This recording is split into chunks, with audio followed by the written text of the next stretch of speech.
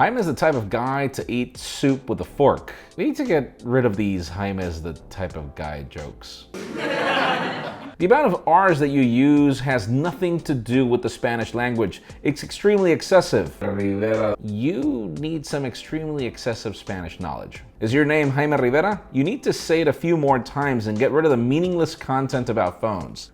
That is a good one. That's right, it's that time of the week. I am Jaime Rivera, this is Pocketnow, and this is the Pocketnow Daily Recap, your comments for last week.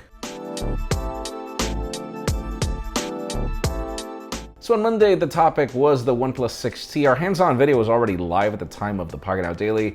I asked you, what did you think about the 6T? We had 214 comments. The OnePlus 6T is an amazing phone. However, it makes no sense to make the phone thicker with no headphone jack.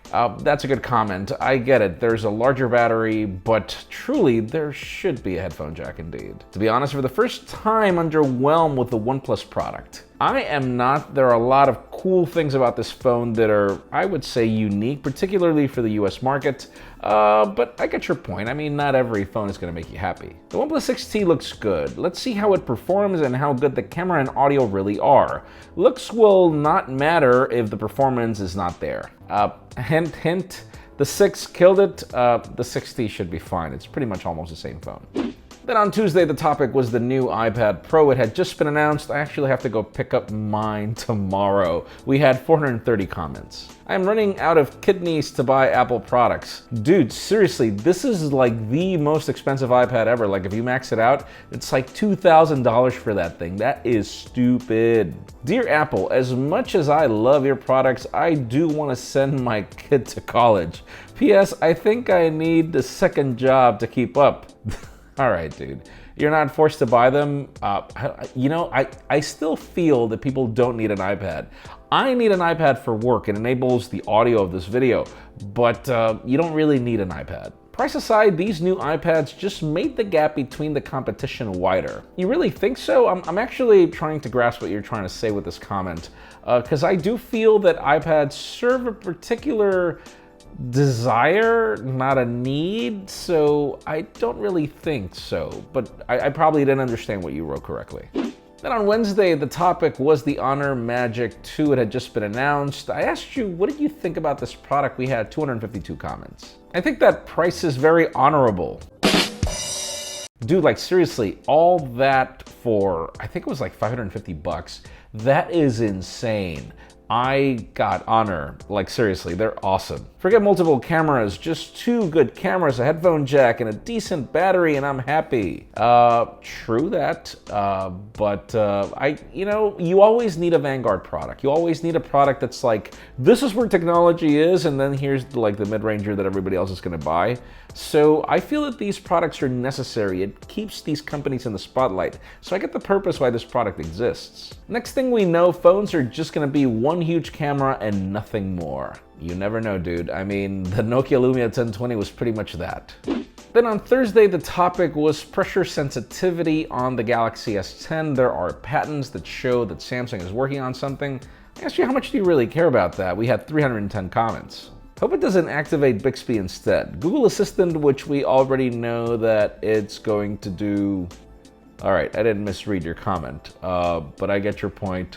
Yes, but it's a Samsung phone, so it'll be Bixby, sadly. A programmable button that we can assign any task would be so much better. Yeah, the Bixby button, sadly. Samsung is not famous for allowing that, with the exception of the Galaxy Active lineup. Depends on what it's used for. If it's necessary, then I don't see why Samsung won't use it. Yes, the question is what for. I mean, I love the double tap for the camera. I hate that I can't map everything else. And then finally, Friday, rumors for the next generation iPads had already begun. Improved Face ID, improved other things. I asked you, what did you thought? We had 312 comments. I honestly love iPads, but I haven't used a tablet in years. Dude, I get it. Like, for the longest time, there was actually a time where I actually didn't even update my iPad every year. because I didn't really find the use for it up until I started using it for audio.